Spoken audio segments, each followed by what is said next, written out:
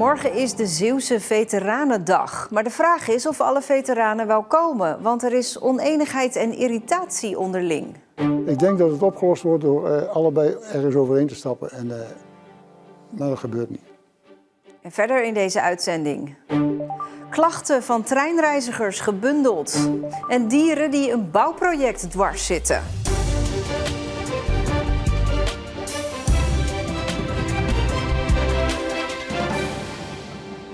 Goedenavond. Een dag die in het teken zou moeten staan van 80 jaar vrede... lijkt morgen gepaard te gaan met irritatie en boosheid. Een deel van de Zeeuwse veteranen is het er niet mee eens... dat de jaarlijkse Zeeuwse Veteranendag dit jaar in Nieuwdorp is... in plaats van in Middelburg. En dat er betaald moet worden om erbij te zijn. Het was een jarenlange traditie. De Zeeuwse veteranen die op hun dag door Middelburg mochten rijden en marcheren... en met elkaar en het publiek in gesprek konden. Een défilé maakte de dag helemaal af. Dit jaar is niet Middelburg, maar Nieuwdorp de plek waar de Zeeuwse Veteranendag wordt gehouden. De organisatie heeft zijn oog laten vallen op het Bevrijdingsmuseum. Dit wordt de plek waar we de ceremonie gaan doen, waar muziek is, waar de gasten zijn, waar we de burgemeesters en de veteranen en de commissaris ontvangen. En hier doen we ook op deze plek de kranslegging met als achtergrond het kerkje. Maar in het Walcherse ontmoetingscentrum voor veteranen in Vlissingen klinken afkeurende woorden voor de keuze van de organisatie. Middelburg was eigenlijk altijd een prachtige locatie. We hadden een mooi onderkomen, er was een défilé door de stad. Waar de veteraan erkenning en waardering kreeg, wat ook de essentie is van een veteranendag in de regio's.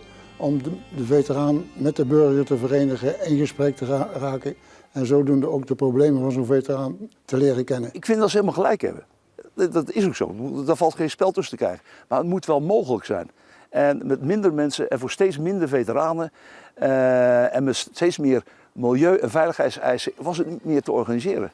Ook het feit dat er €10 betaald moet worden voor deze dag schiet in Vlissingen in het verkeerde keelgat. De veteranen die ik gesproken heb, en ook hier in het centrum, die vinden het heel raar dat ze hun eigen veteranendag moeten betalen. Nou, ook dat klopt op zich. Alleen tegen dat tientje zetten wij nog ongeveer €80 tegenaan. En de neiging in heel Nederland, en ik organiseer ook in rond Breda wel dingen, als je niet hoeft te betalen, dan kun je op de dag zelf bepalen dat je niet komt. Dat tientje is een stok achter de deur. Kouters verwacht dat een substantieel deel van zijn veteranen niet naar Nieuwdorp gaat en organiseert een tegenevenement. Wij hebben nu de 28e hebben wij onze feestdag van onze vereniging, omdat we dan gelijk een lustrem hebben van 5-jarig bestaan. En dan zijn ook alle veteranen welkom. En dat is dan een kleine verkapte Zeeuwse veteranen? Ja, dat zou dat moeten zijn, maar of het wat wordt, ja, dat moet ik ook afwachten. De Veteranendag wordt nu een beetje overschaduwd door oneenigheid. Is de wil om nader tot elkaar te komen er wel? Ja, tuurlijk. Ja, dan moeten we wel als volwassenen met elkaar op de tafel gaan zitten.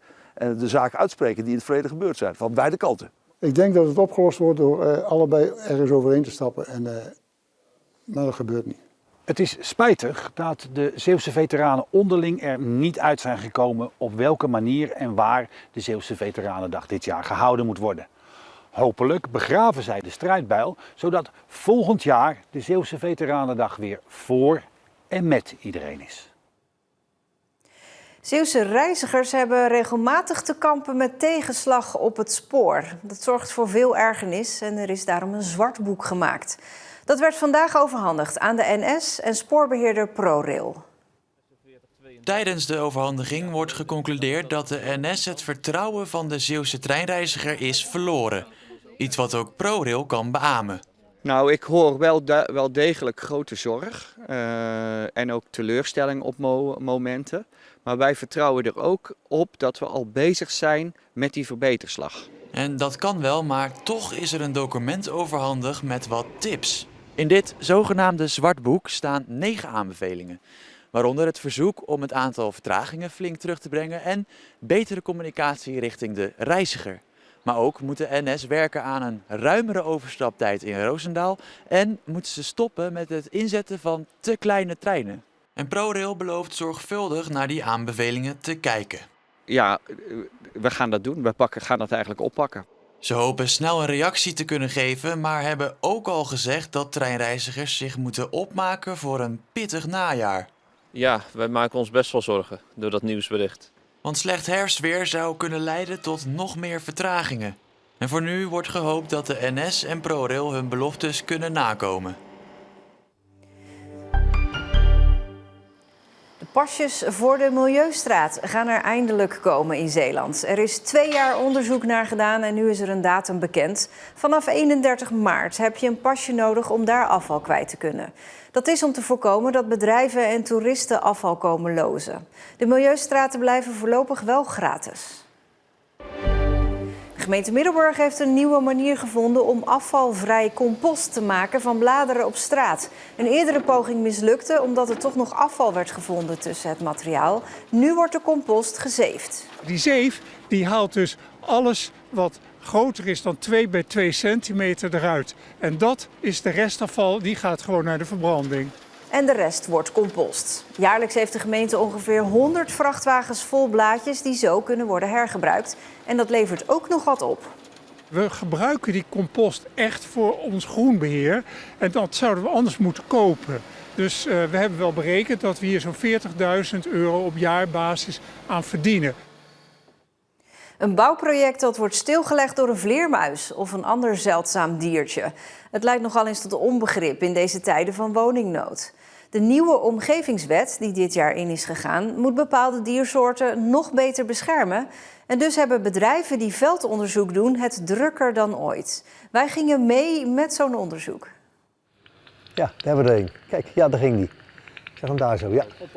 Ja. De duisternis is gevallen als 3 mannen bij het oude stadhuis in Middelburg naar boven turen. De gemeente wil een deel van het stadhuis restaureren, maar dat gaat niet zomaar. De wet bepaalt dat er eerst gekeken moet worden of er beschermde diersoorten in het gebouw huizen. En die blijken er te zijn. Nou, dat is mooi te horen dit. En dit is een zogenaamde beddetector. Op het moment dat er een vleermuis overvliegt, dan hoor je hem op het apparaat. Ze maken ultrasone geluiden en die zijn zo hoog, die kunnen wij met het blote oor niet horen. En met zo'n apparaatje wordt het omgezet in voor ons wel hoorbare geluiden. Hé, daar is die weer. Ja. Nu er vleermuizen zijn aangetroffen in het stadhuis, moeten er maatregelen getroffen worden voordat de restauratie kan beginnen. Er moet een plan komen waar vervangende kasten opgehangen worden. Maar je moet in ieder geval voorkomen dat die vleermuizen niet gedood worden, niet gewond raken of op een andere manier ernstig verstoord worden, want ze zijn flink beschermd. De omgevingswet die op 1 januari is ingegaan heeft ertoe geleid dat bedrijven die zich bezighouden met veldonderzoek naar beschermde diersoorten het razend druk hebben. In de nieuwe wet zijn de regels om een vergunning te krijgen om te bouwen of slopen namelijk nog prominenter geworden. Er is meer handhaving, er is meer, mensen worden alert gemaakt van joh, je moet bij omgevingsvergunning moet je rekening houden van dat er diersoorten zitten. Laat er een ecoloog naar kijken, die worden erop gewezen. En in het verleden was dat veel minder. Dus je ziet dat gewoon veel meer leeft. Vandaar dat we het gewoon veel drukker hebben, omdat de mensen die moeten het gewoon uitvoeren. Dat er wel eens onbegrip is over de regels rondom beschermde diersoorten, begrijpt de ecoloog. Toch zijn de regels er niet voor niets, vindt hij. Op het moment dat we er geen rekening mee zouden houden, dan zouden er heel veel diersoorten echt flink bedreigd raken in Nederland en misschien zelfs uitsterven. We moeten zorg dragen voor de dieren om ons heen. En ja, dat kan wel eens betekenen dat je een bouwproject hebt die vertraagd raakt. En dat is natuurlijk heel vervelend voor de bouwer, maar ook voor de mensen die het huis willen betrekken. Maar ja goed, het is wel zo. Ook particulieren die willen verbouwen kunnen te maken krijgen met een verplicht onderzoek dat moet uitwijzen of er een beschermde diersoort in de woning bivakkeert. Voor hen heeft Peter Sneltjes nog een tip. Als je plannen hebt om te gaan bouwen of verbouwen, moet je eigenlijk gelijk aan de gang met een ecoloog. Want dan gaat het zeg maar, in het tijdspad mee met alle andere zaken die ook vaak lang duren. En dan valt het best wel mee. Maar heel vaak zie je dat er al een heel proces heeft plaatsgevonden. En op het eind is van, oh ja, we moeten ook nog eventjes kijken of er beschermde dieren zitten. Ja, dan worden ze chagrijnig omdat ze dan een jaar vertraging hebben. Dan denk ik, ja, vraag het eerder aan. De Zeeuwse inzending voor de boom van het jaar is bekend. De 150 jaar oude grenslinde in Hansweert. Die boom werd beroemd omdat hij afgelopen jaar ter nauwernood van de ondergang werd gered. Maandenlang werd er actie gevoerd door allerlei mensen om de linde te laten staan. Hij moest plaatsmaken voor een weg, maar die werd er uiteindelijk omheen gelegd. Het was geweldig. Een grote afscheidsbijeenkomst in de Nieuwe Kerk in Middelburg vanmiddag voor vertrekkend commissaris van de Koning Han Polman. Hij gaat na ruim 11 jaar naar de Raad van State in Den Haag. Maandag begint hij daar al. En morgen heeft hij in Zeeland zijn laatste officiële plichtpleging, de Veteranendag. Polman, afkomstig uit Twente, zegt aan de Zeeuwen verknocht te zijn geraakt en blijft ook in Zeeland wonen. Oud-minister Hugo de Jonge volgt hem voorlopig op.